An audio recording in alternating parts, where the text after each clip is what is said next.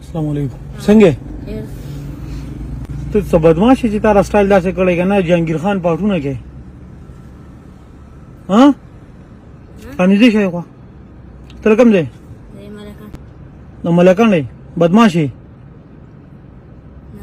ها دا سټایل دی ولې داسې کړی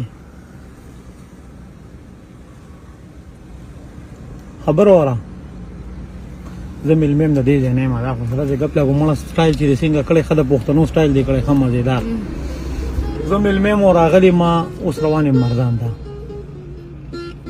چې کومه به سره سره پټرول واچو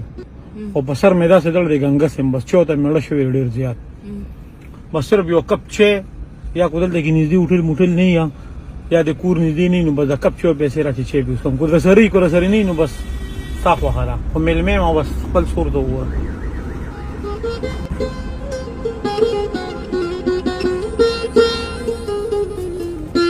سلوانو عالم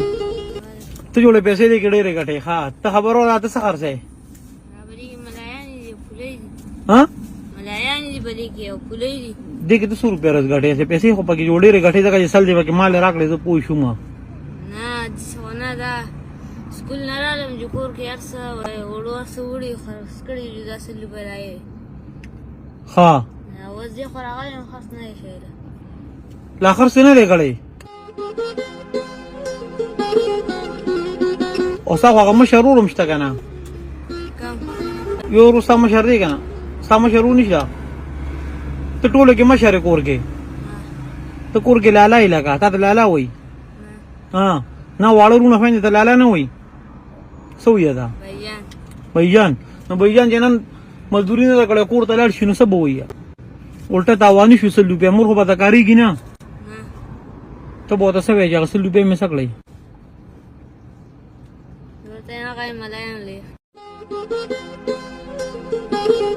ته چې ما خامې دې کې 100 روپیا غټي دره دي 300 پورې او چې نن یو کار وکې چې نن ته زه کنه ما خامې دې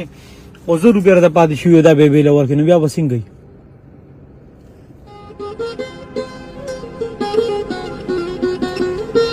چې دا ولا ورکې بیا خو خوشالي کنه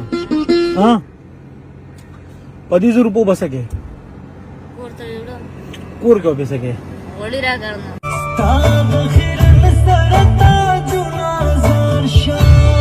مور ته ویلو چې غوړي نشته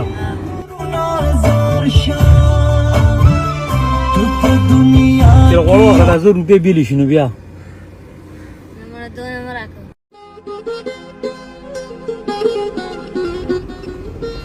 دا دې غوړو شوي ټیک شو د 1000 روپیا چې کبنی نو دا ستا مزدوري شو نور کله مور لور کې کنه نن به دغه مور نه ورګي د کری مزدوري شو دا 1000 روپیا چې کم دینو دا ساده غوړو شوي مور له بنن بل کار کې ته بویا نه کنه چې بویا نه نو بویا باندې خم مزدوري کور توړي مور له جګله ته کور ته ورځي دا 3000 روپیا مور له ورګي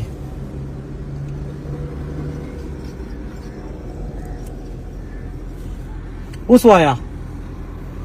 نور غره بدل سشته نه دا 100 روپیا چې کوم تا راکړې کنه پدې چوس کم کنه اوس خدای نه راته وایا اوس کم دی پدې بده چوس کم په 50 روپیا کم چې دا 50 روپیا وجيب کې کی اندازه کا چې دا ستاسو مهنت پیسې دي ډېر خوږی پیسې دي دا بازار نجیب کې هم دې بس نور پیسې راځي ٹھیک ده اوس ما دې اجازه ته زه بچی الله دې دوه کامیاب کو جستا سوچوم نه